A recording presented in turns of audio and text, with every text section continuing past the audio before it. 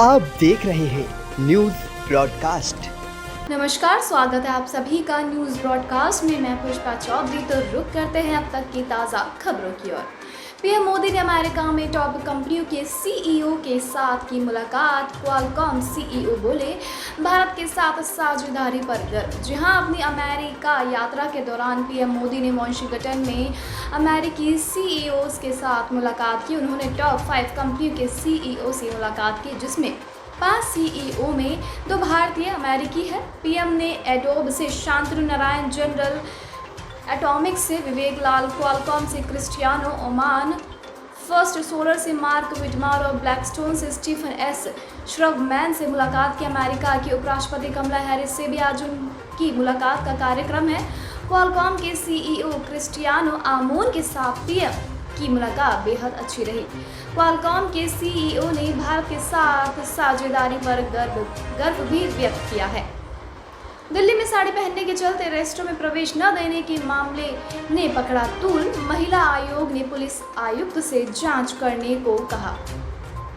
जहां दक्षिणी दिल्ली के एक रेस्टोरेंट में साड़ी पहनने होने के कारण महिला को प्रवेश न दिए जाने के मामले में संज्ञान लेते हुए राष्ट्रीय महिला आयोग ने दिल्ली पुलिस आयुक्त से इस घटना की जांच करने को कहा है। साथ ही पुलिस से आवश्यक कार्रवाई करने को भी कहा है। बता दें कि मामला डिफेंस कॉलोनी थाना क्षेत्र के अंचल प्लाजा स्थित एक रेस्टोरेंट व बार का है, जिसमें एक महिला को साड़ी पहनने के कारण उन्हें रेस्टोरेंट में प्रवेश करने से इनकार कर दिया था।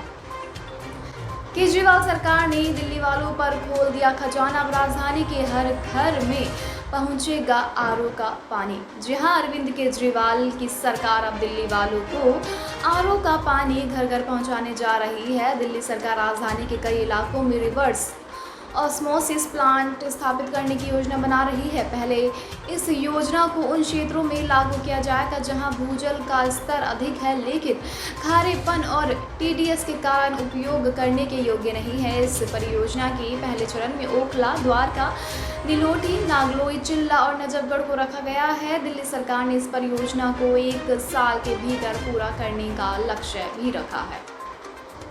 हरियाणा के फतेहाल स्कूलों की हकीकत पर आखिरकार खुली। शिक्षा निदेशालय की आंख, आला अधिकारियों से मांगा ब्यौरा।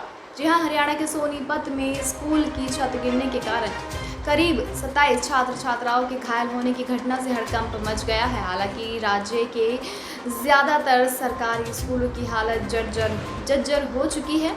इसी को लेकर अभिभावक संगठित रूप से कई बार शिकायतें कर चुके हैं, जिस पर संज्ञान लेते हुए अब शिक्षा निदेशालय पंचकुला ने फरीदाबाद सहित सभी जिला शिक्षा अधिकारी, जिला मौलिक शिक्षा अधिकारी, जिला परियोजना समग्र अधिकारियों से 25 सितंबर तक जर्जर और जीर्ण शीर्ण स्कूलों या स्कूली कमरों का ब्यौरा मांगा है।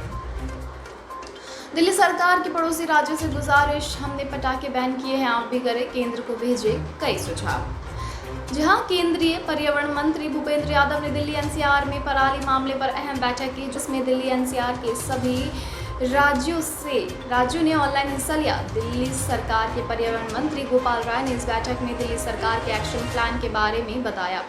साथ ही वायु प्रदूषण को नियंत्रित करने को लेकर अहम सुझाव भी दिए।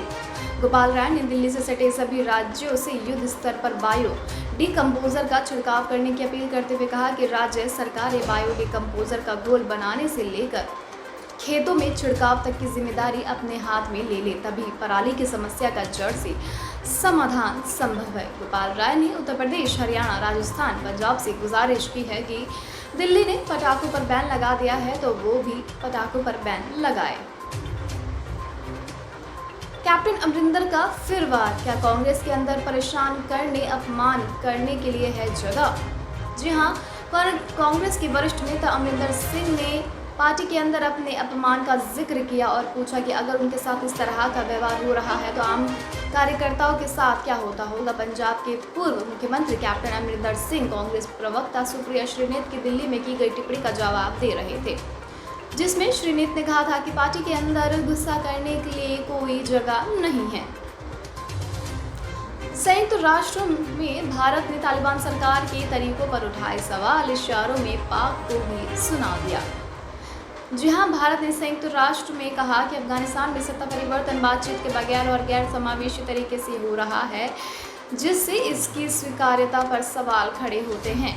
विदेश मंत्रालय में भारत की सचिव रीनत संधू ने लोकतंत्रों के समुदाय के 10वें मंत्रालय सम्मेलन democracy and Reliance shares goals में कहा कि ये ज़रूरी है कि अफगानिस्तान में नई सरकार व्यापक आधार वाली और समावेशी महिलाओं और अल्पसंख्यकों सहित अफगान समाज के सभी हिस्सों का नेतृत्व करने वाली हो। उन्होंने पाकिस्तान की ओर इशारा करते हुए उन जैसे के खिलाफ विश्व समुदाय को आगाह किया।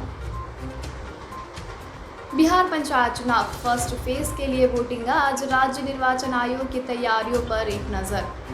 जी हां, बिहार में पंचायत चुनाव के पहले चरण के लिए आज वोट डाले जाएंगे। इससे पहले राज्य निर्वाचन आयोग में मतदान से जुड़ी हर बातों की जानकारी साझा किया है। कई दिशा निर्देश दिए हैं। पहले चरण में 10 जिलों के 12 प्रखंडों में 2119 मतदान केंद्र बनाए गए हैं। राज्य निर्वाचन आयोग ने हर मतदान केंद्र पर 6 मतदान कर्मियों की नियुक्ति की है ताकि किसी भी तरह की समस्या ना हो। पहले चरण के मतदान में लगभग 14,000 मतदान कर्मी लगाए गए हैं। कर्नाटक उच्च न्यायालय के 10 और केरल के 2 न्यायाधीशों को स्थायी न्यायाधीश के पद पर मिली नियुक्ति। जहां कर्नाटक उच्च न्यायालय के 10 अतिरिक्त न्यायाधीशों और केरल उच्च न्यायालय के 2 अतिरिक्त न्यायाधीशों को स्थायी न्यायाधीश के रूप में पदोन्नत किया गया। कानून मंत्रालय ने जानकारी दी। 1 सितंबर को कर्नाटक उच्च न्यायालय के स्वीकृत न्यायाधीश संख्या 62 है। हालांकि ये 45 न्यायाधीशों के साथ काम कर रहा है। इसी तरह केरल उच्च न्यायालय और स्वीकृत संख्या 47 है, जो कि 37 न्यायाधीशों के साथ काम कर रहा है।